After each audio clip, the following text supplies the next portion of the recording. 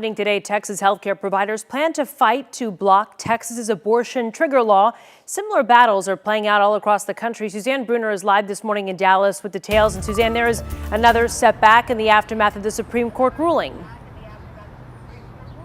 Yeah, and what we've been seeing this morning, Kara, is that pharmacies like the CVS, Walmart, Rite Aid are actually putting a cap on the number of Plan B pills customers can buy. This after a demand in purchasing these emergency contraceptives following the Supreme Court's ruling. And as of yesterday, we saw some of these pills either in short supply or out of stock on these retailers' website. What we can expect happening today over in Harris County, a judge will hear arguments after abortion providers filed a lawsuit yesterday to implement a temporary restraining order to block the old ban from being enforced. That ban made it illegal to perform abortions and to help anyone who performs one in Texas. Abortion clinics across the state halted all procedures and abortion funds stopped operating after the ruling on Friday.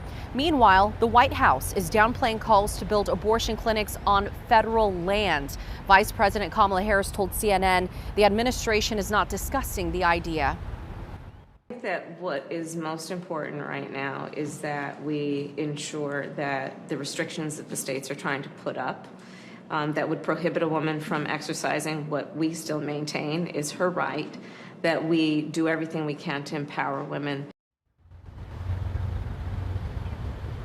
Right now, more than a dozen states have so-called trigger laws in place to immediately ban or limit abortion when Roe v. Wade was overturned.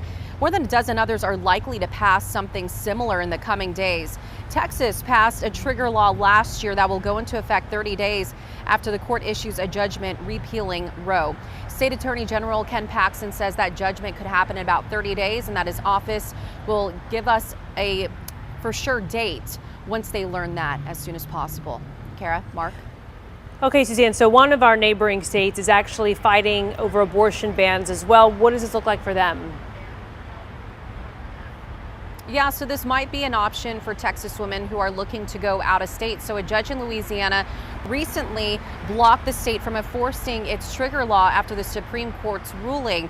And that decision means that clinics in the state can go ahead and continue with this procedure, at least for now, Kara. All right, thank you, Suzanne, for the update.